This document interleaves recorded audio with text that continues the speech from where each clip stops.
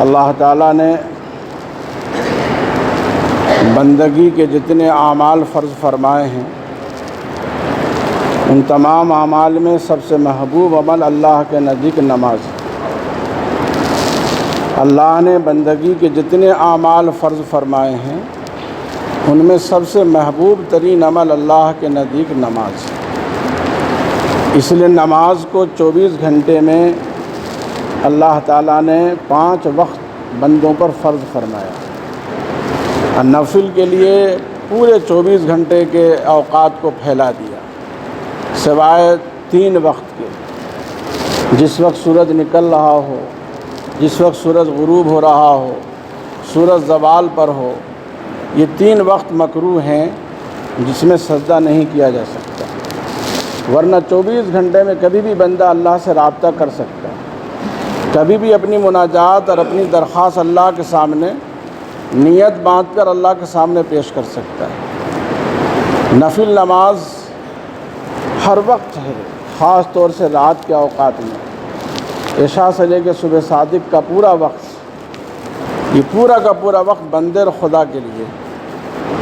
اللہ کرے ہم سب کو 2-4 رکعت عشاء سے لے کے صبح صادق کے درمیان میں توفیق ہو جائے اور اپنے تعلق اور اپنے کنیکشن کو اللہ سے جوڑنے والے بن جائیں، تو جو عبادت اتنی محبوب ہے وہ آسان بھی ہوگی۔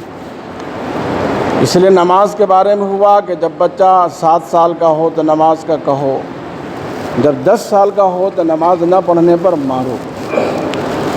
حالانکہ 10 سال میں بچہ یا بچی بالغ نہیں ہوتی، 15 سال میں بالغ ہوتا ہے لڑکا، لیکن آقا صلی اللہ علیہ وسلم نے فرمایا 7 سال کا ہو جانے کے بعد ہی نماز کا اس کو کہو، اس کو سمجھاؤ، ترغیب دو، اپنے ساتھ کھڑا کرو۔ ماں اپنے ساتھ بچی کو کھڑا کرے، دادا دادی نانی اپنے ساتھ پوتی نواسی کو کھڑا کرے، دادا نانا اپنے ساتھ 7 سالہ پوتے نواسے کو لے کر آئیں مسجد اور اس کو نماز کا عادی بنائیں۔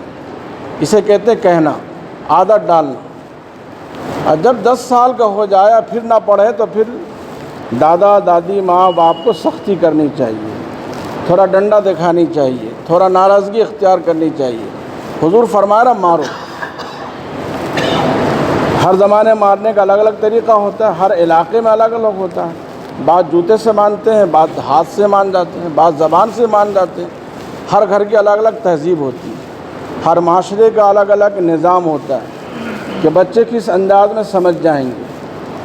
تو بچوں کو اصل نمازی بنانا ہے، مارنا اصل نہیں ہے۔ اصل نمازی بنانا ہے، مارنا اصل نہیں ہے۔ تو جس نماز کی عادت ڈلوانے کے لیے 7 سال سے حکم دیا گیا ہو اور 10 سال کے ہونے پر نہ پڑھنے پر مارنے کی تاکید دی گئی ہو، اور پھر مارنے کا حکم وہ دے رہا ہے جو رحمت للعالمین ہے۔ یہ بھی اندازہ لگائیے، جو خود رحمت للعالمین ہے، اللہ کے بعد سب سے عظیم ترین رحمت اللہ نے حضور کو عطا فرمائی، آپ کا نام ہی رحمت للعالمین رکھ دیا۔ جانوروں تک پر آپ ترس کھاتے تھے، دشمنوں تک کہ میں آپ نے بد دعا نہیں دی، تو پھر حضور کہہ رہے ہیں کہ اپنے بیٹے کو مارو، تو آخر اس کے پیچھے لاجک کچھ مضبوط ہوگی، کچھ عظیم بات ہوگی جس سے آقا صلی اللہ علیہ وسلم امت کے دل میں نماز جیسی عبادت کی اہمیت کو بٹھانا چاہتے ہیں۔ جب نماز اتنی محبوب ہے اور اتنی ضروری ہے تو آسان بھی ہے، کوئی مشکل نہیں ہے، نماز بہت آسان ہے۔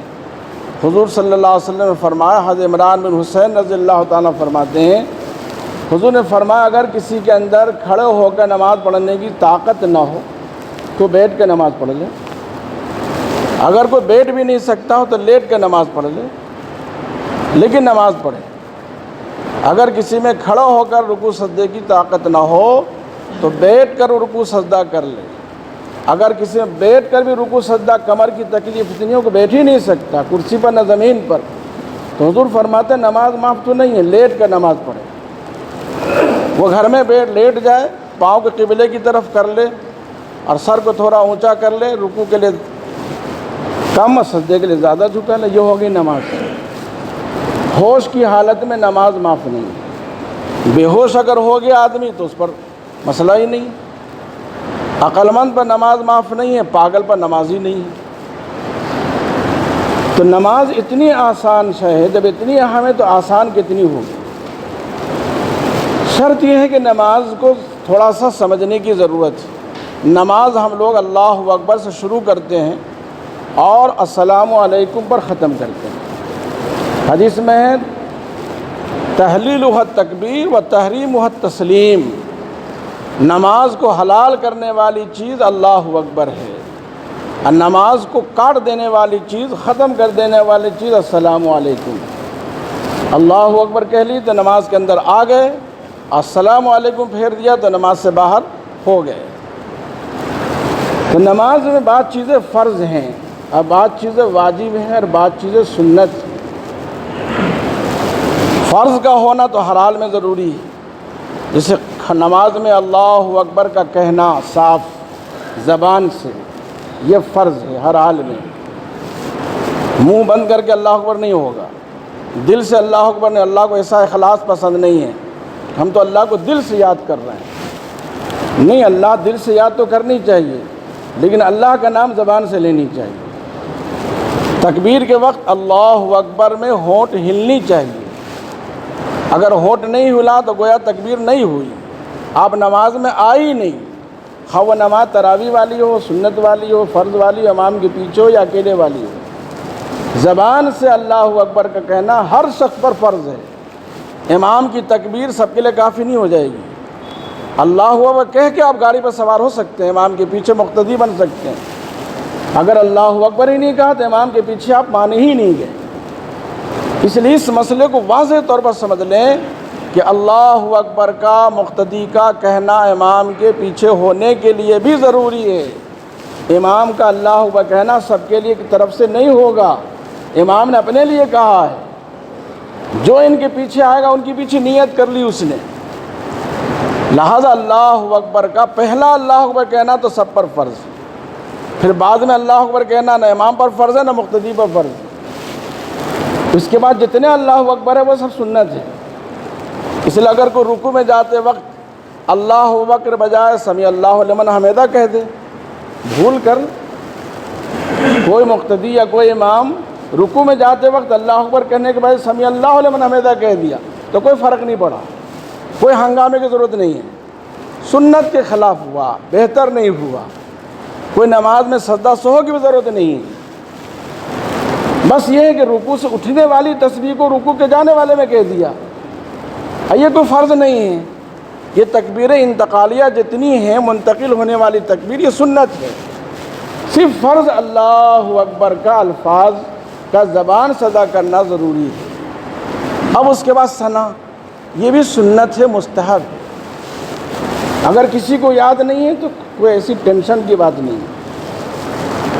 پھر اس کے بعد اعوذ باللہ من الشیطان الرجیم بسم اللہ الرحمن الرحیم، یہ بھی مستحب ہے، قرات کے وجوب میں داخل نہیں ہے، سورہ فاتحہ کے وجوب میں داخل نہیں ہے کہ سورہ فاتحہ کے ساتھ بسم اللہ بھی پڑھنا ہی پڑے گا، یہ سنت ہے۔